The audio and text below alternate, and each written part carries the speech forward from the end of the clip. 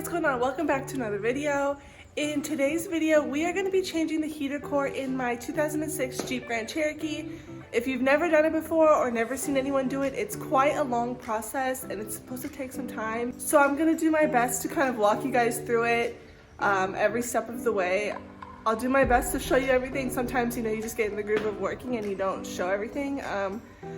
But I'll do my best to tell you the size of nuts or bolts or, you know, whatever pieces we take out. So let's just go ahead and jump right in.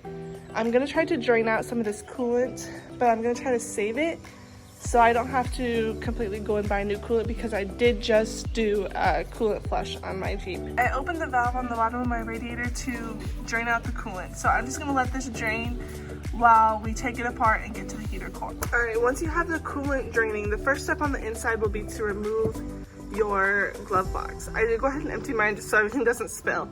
But when the glove box is closed, these two tabs catch in here so it doesn't spill open. So you just have to push them down and it'll come down like this. I found it easier to use a longer flat head just so I'm not pinching my fingers in there.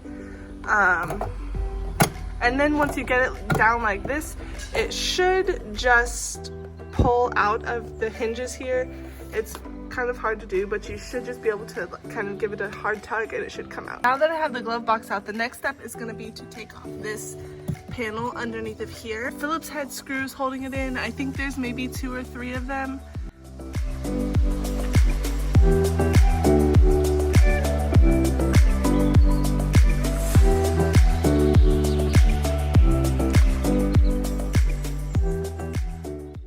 Next step is to take off these screws that are holding on this light gray plastic piece. There's one here and there's a couple up in here by the latch. They're also Phillips.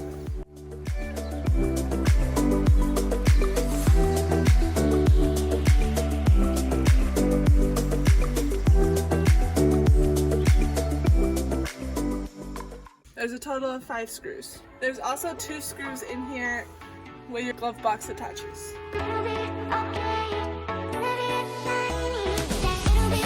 Alright, we are going to have to take out the radio and all of these control units and the cover to our shifter. I know my radio is not a stock radio. This is how the car was when I bought it.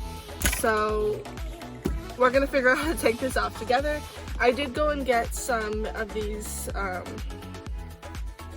interior panel remover tools. I don't know what they're actually called, but I did go and get some of these because we do have to remove a whole lot of plastic interior and I don't want to break anything. So these should be very helpful.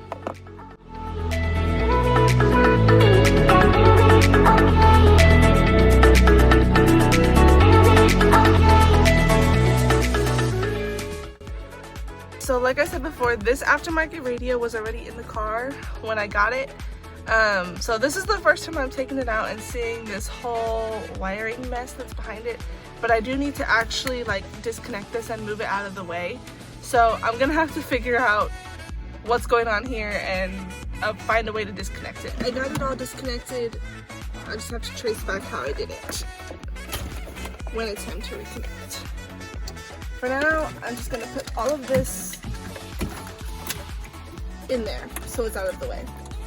Just a quick note for you, if you do have a stock stereo radio system, yours you won't have to disconnect the wires, but the way that my aftermarket one is put in there is it comes out with the trim. So that's why I had to disconnect everything. But if yours is stock, you should be able to leave all the wires and everything in the actual unit connected in there and just remove the trim. Next, we're gonna remove this trim down here with all your heater controls on it. Before we can take this piece fully off, we do have to remove this trim here around your shifter because there's tabs hidden down here. And once you get those tabs popped out, this is free. There is, again, a whole bunch of wiring harnesses and stuff in the back there. I got the heater controls out of the way. Those clips aren't wanting to come undone, so I'm just gonna leave it and try to work around it. If I need to remove it, I'll revisit the clips. But the next step, we have to remove this panel from the door, and then there's a couple screws, one right there and one down here. They're both Phillips head. that we have to remove, and there's also a few screws inside of this panel that I'll show you.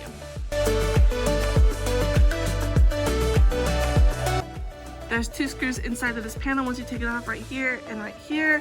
I'm not sure that you need to remove the top one, maybe just this bottom one.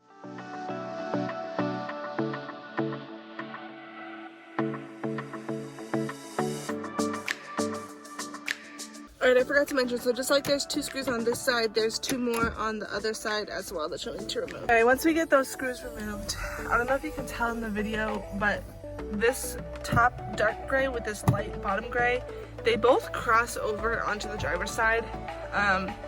So they're both here. The dark gray one is in front, the light gray one is in back. So we just need to pop these apart. They are connected all the way across. But what I'm gonna do is, I don't need to do it to the top one. So just the light gray piece, which is behind, I'm gonna cut it, and on the bottom as well, just so that I can completely remove this piece. If not, I would have to be bending it or completely remove the driver's side, and I don't want to do that. And since this is all like behind the radio and everything, and it screws back into place, I'm just gonna snip it. I think it'll cut the time down that it takes me to do this job, and it'll just make it a little bit easier. So we're gonna go ahead and do that. Alright, so I forgot, before I can cut and do that stuff in the middle, there are a couple screws on the inside that are connecting this. So it is right there, and there's one on the other side as well that you can't see in the video, but there's 2 of them. Just a quick note for these bolts that are in here. They are a Phillips head, but it's very hard to get a screwdriver in here. This is the smallest one that I have that'll fit them. So I am going to use a 7mm. They are a hex head as well. So I'm going to use a 7mm. This is easier to fit up in there than my whole hand in a screwdriver. I lied. There's actually 4 screws up inside of here, and they're kind of difficult to get to. You just kind of have to do it by feel. You can't really see up in there, but there are 4 of them, not 2. Now that I got all the screws out from this piece and I undid all the clips, the next step is going to be to cut these plastic pieces here that I was telling about. This one on the bottom, and then the back one on the top here. The ideal tool to do this would just to be like a pair of snippers, like to cut it, but I don't have that. I do have a Dremel, so I'm just going to use the Dremel and cut it. I cut this, it's behind there, and I also cut this bottom one right there. So now this whole gray piece should be loose. I think there's still a clip down there holding it on, but you should just be able to pull it up.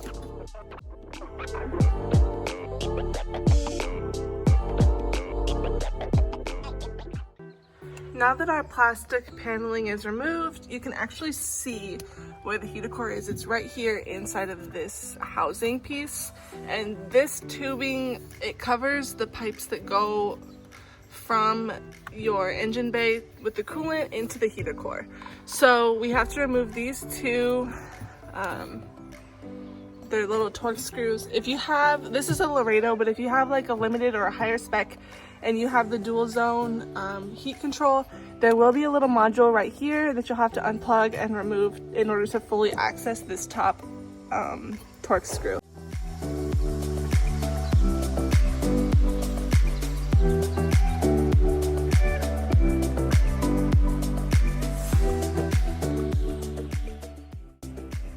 As you guys can see, these metal support braces are in the way to actually be able to get the heater core out. So what we're gonna have to do is we're gonna have to drill out the spot welds that are here. We'll reconnect them with a nut and a bolt at the end and put some Loctite on it. So I'm gonna drill out these spot welds right here, and then these up here. And again, this will be hidden behind the dash, so no one should really see it, but you obviously cannot get to the heater core without removing the spot welds. Alright, so I'm using this light has a magnet end on it, so I'm gonna leave it right there and hopefully catch most of the metal shavings. And then I have my rubber floor mat still here so I can clean up whatever's left.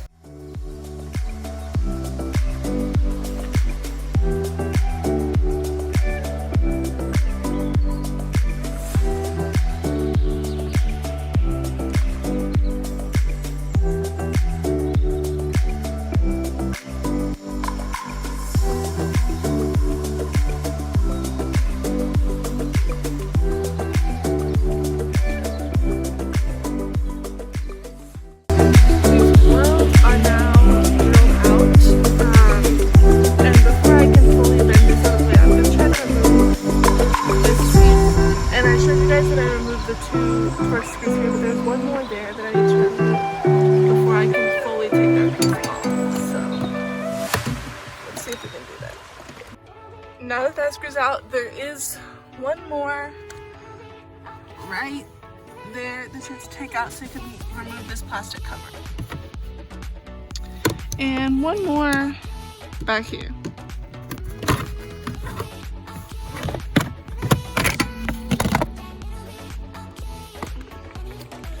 Alright, now that that plastic covering is removed, this is our heater core right here.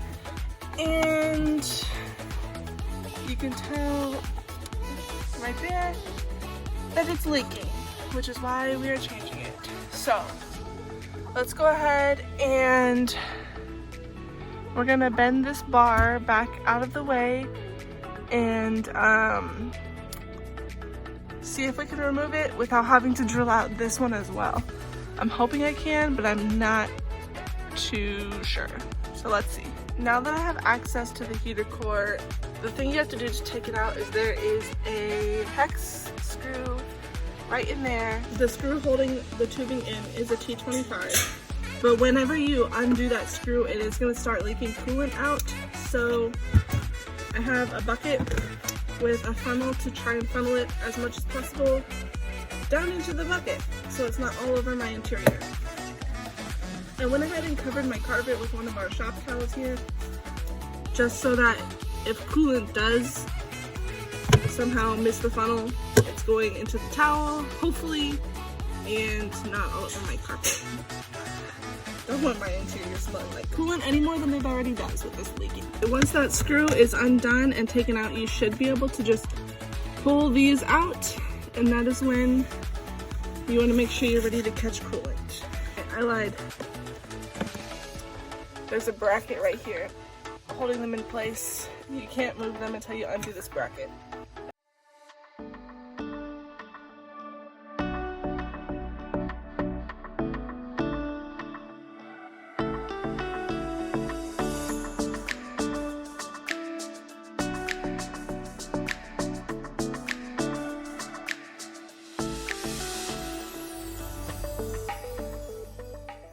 So I haven't driven my car for a few days. It's just been sitting because I knew this needed fixed.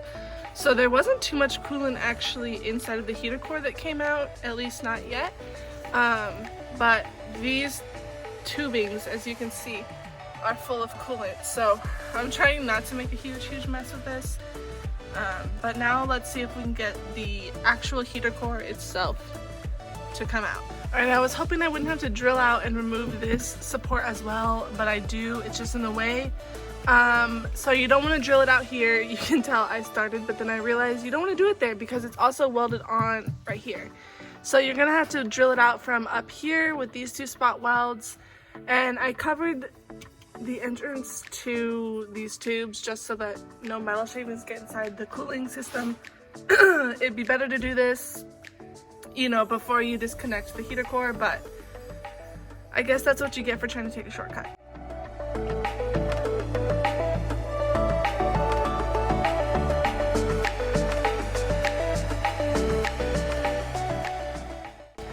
Alright, old heater core is out. This is what it looks like, in case you didn't know. There's coolant inside of it, so I'm just letting it drain. I have a new one right here that we're just going to slide in place, and then we just have to put everything back together.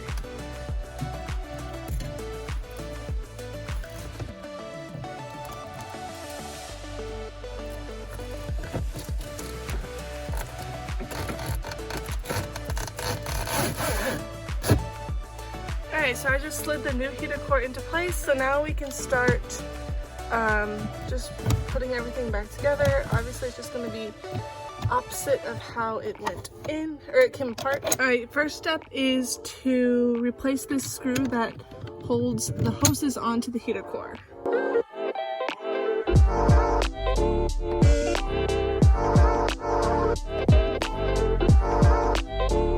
Alright, so now that we have this screw reattaching the hoses, the next thing is to reattach the plastic housing and reconnect this that holds the hoses right there. So that's a total of 6 screws, and these are T15s. The plastic covering is back on the heater core. I'm gonna go ahead and reattach these braces that we drilled the welds out from with some nuts and bolts that we picked up at the hardware store. So I got the metal braces screwed back together with nuts and bolts. So now we need to reinsert this bottom plastic covering. It's been a couple of weeks since I actually filmed myself doing this heater core project, but my phone did die in the process of putting everything back together, so I didn't get to show you guys how to put everything back together. But obviously you just do it in reverse of how you took it apart. It's not difficult at all to put everything back together. One thing that I did not film that I want to make sure you guys know is that you will have to top up your coolant and bleed the system of any air bubbles. Just because coolant is in the heater core that you're taking out, and some will leak out while you're doing the job, so make sure you guys do that and do it the correct way. But I did get everything put back together. There's no rattles or anything. Everything is perfectly back the way that it was before, so the job is complete. And my heat works now. I don't have any coolant smell in the car.